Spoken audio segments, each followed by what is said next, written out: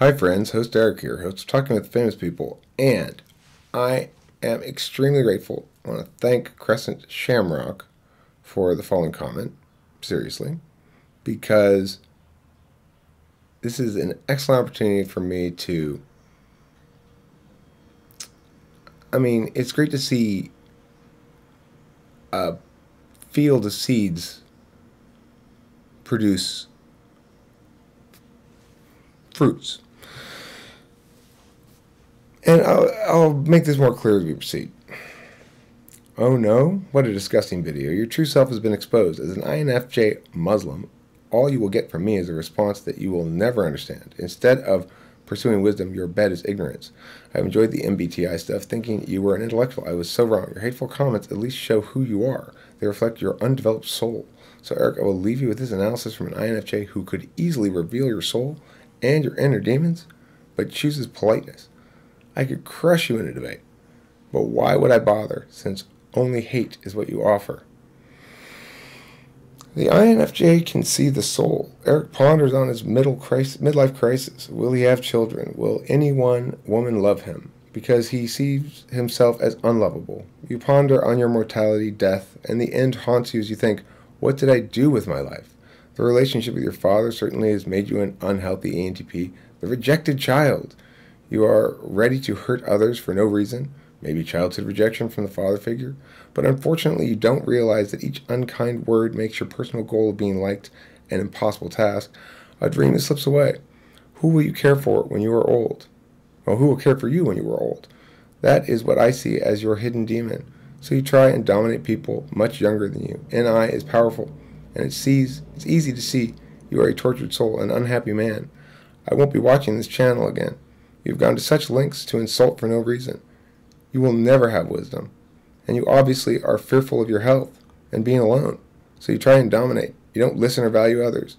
The price you pay is a lifetime of loneliness, alienating people in every corner of your life. You speak much, but INFJs know that wisdom comes from listening. I could read you with such accuracy, but this is not the forum for those revelations. Other than the ones you just indicated, I want to hear them all, please. If you're holding back, if you got additional things, I'd love to hear it. Your impending ill health is what haunts you. That will be a wake-up call for your soul. It's when you will develop humility. Fortunately, arrogance is always taught to be humble by mortality. Imagine you lying in a hospital bed. No one visits, just mom and dad. Mom and dad are pretty old. Your voice taken away, maybe some operation of some sort. I ask then, will you be so arrogant while the Muslim doctor fights to save your life? It's just a scenario possibility called NE, or maybe it's NI. Time will tell. I guess that's an INFJ door slam. Well, I don't think you're ever going to see this response, Crescent Shamrock, but I want to respond to it anyway. Your remarkable insight regarding me is something you could hear me say by watching my videos.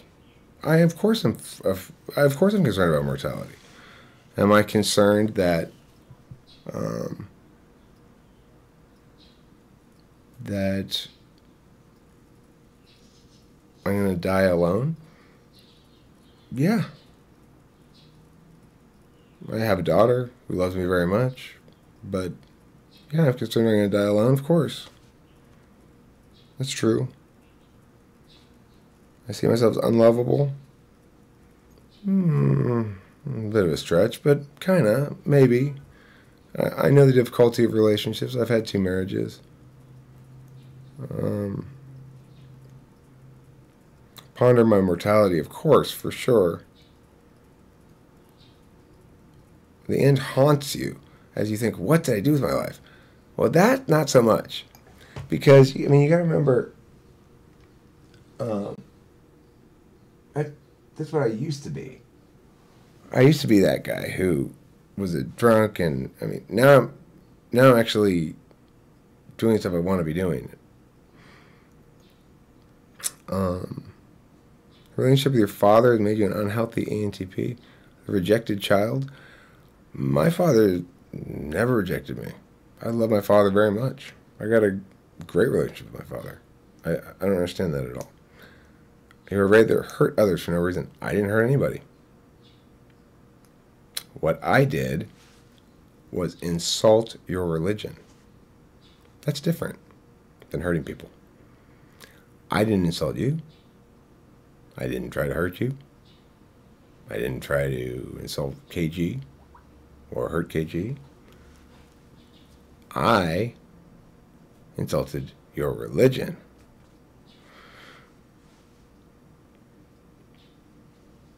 Unfortunately, you don't realize that each unkind word makes your personal goal of being liked an impossible task. A dream slips away. I do have a goal of being liked. I don't know if I really call it a goal. I'd say it's sort of a driving engine of motivation. But I didn't say any unkind words to KG. I insulted KG's religion. Saying unkind words would be something like, you're fat, you're ugly, or your shit's dumb, or whatever. Stuff like that. That's unkind words. Who will care for you when you're old? Hopefully my daughter. That is what I see as your hidden demon. So you try to dominate people. I don't try to dominate people much younger than me. I try to dominate. That part I really dislike. You say you try to dominate. I try to dominate people much younger than me. I try to. I try to call people on their bullshit. Their age is irrelevant. That's the part I really don't like. Is this notion that I treat younger people differently than I treat older people. I try to treat everybody the same. If I fail to do so, then that's my bad. But I don't think that's really a fair critique there. If I do try to dominate people, I'd like to think I try to dominate them in equal portion, regardless of their age. NI is powerful, and it's easy to see you are a tortured soul, an unhappy man. Well, I may be something tortured, a little bit tortured of a soul sometimes. I don't think I'm an unhappy man. I think I feel. I mean, this is the happiest I've ever been in my life. My life's better now than it's ever been before. I won't be watching this channel again. Well, I'm sorry I won't see this message. You've gone to such lengths that you insult for no reason. No, it's for this reason. It's because you don't understand the difference between insulting somebody's religion and insulting them. You don't understand the difference between public discourse and personal spiritual faith. That's why. That's why I'm insulting it. It's to help you understand that. You will never have wisdom. Well, okay. You obviously are fearful of your health. A little bit. I mean, isn't anybody as they get older and being alone? Well, I go back and forth. You know, there are a couple things I could pursue right now, in theory. Or one I definitely could pursue. And the other one that I could put more energy into. I could be on Tinder, stuff like that. I go back and forth. I really enjoy the added autonomy of being by myself, but I do feel best in a relationship for sure. And, yeah.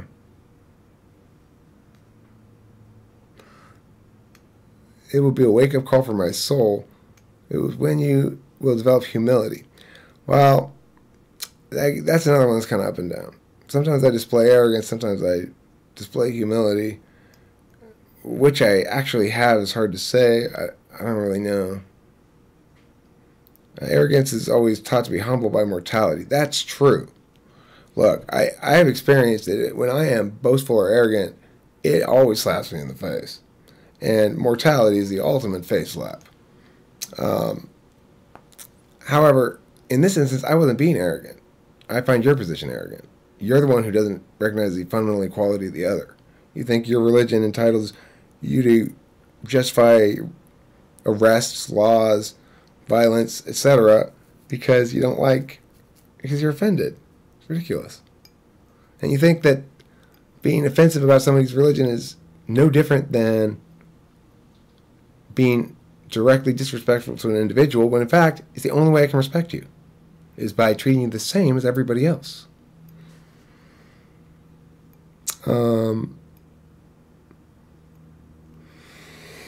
So you try to dominate. You don't listen or value others. Well, I may try and dominate. I do listen. I mean, when's the last time you had somebody pay this much attention to what you're actually saying. Or value others. I value others immensely. The price you pay is a lifetime of loneliness. Well, I may have a lifetime of loneliness. I don't know if it's the price I'm paying for what you think I'm paying for or saying I'm paying for. You're alienating people in every corner of your life. Well, I do alienate some percentage of people in my life. That's true. You speak much. I like that. But INFJs know that wisdom comes from listening. That's true. I do best when I am active in reminding myself to listen more. Absolutely. Let's see. Pew, pew, pew.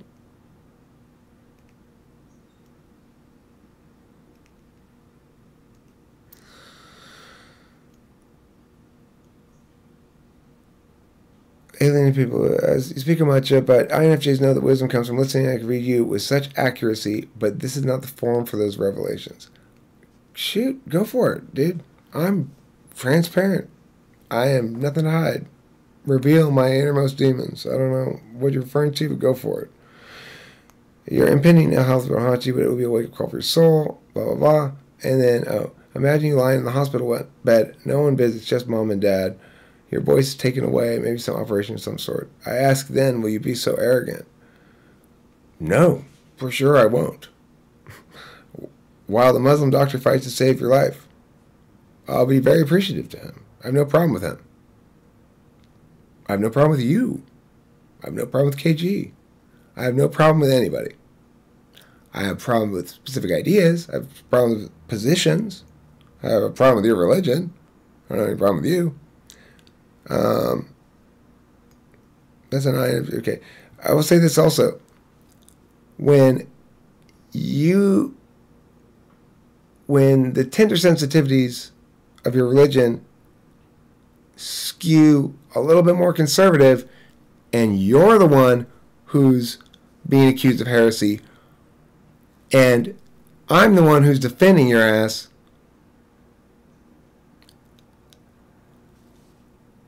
that's just a scenario, a possibility. Call it reciprocal burdens. It works both ways. So, thanks. Sorry to see you go. I liked you. Makes me sad. But unfortunately, I'm a man of principle. I can't arbitrarily make exceptions and say, I'm not going to speak the truth on this matter because I don't want to lose my audience. Type here. Video response. Here. Now being made. Soon to be linked here. Pyow. Reply. And then I'm going to push this thing. I'm going to say pyow. And then when I push pyow, when I say pyow and I push it, then it'll stop recording. But I want to say lastly, oh, I didn't want to stop yet because I wanted to talk about this. This is why I spike shit out. This is why I spike shit out. Right? It's the Eminem 8 Mile strategy. I gotta get a camera up so I can look at you guys. Where's the camera in this thing? I got a new computer, so I'll just do this, I guess.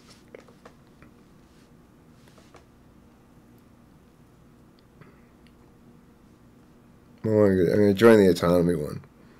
It's this. No, wait. Is it this one? I hope it's that one.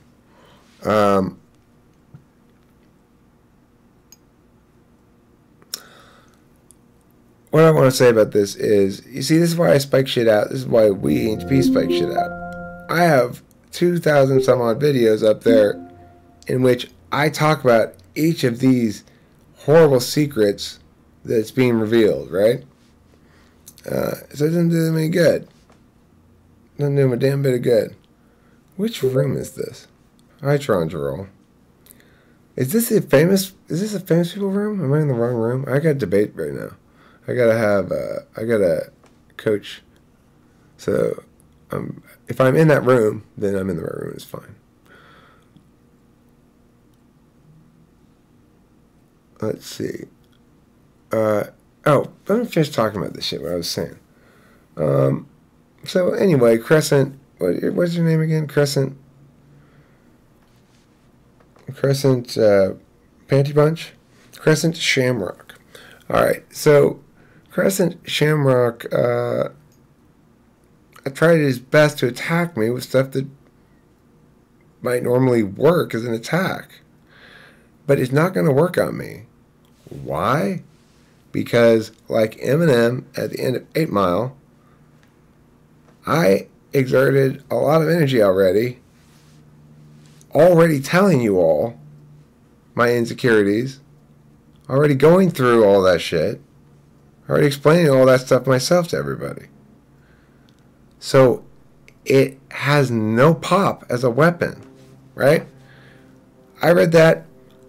I didn't shrink back for a millisecond. I was just like, fantastic.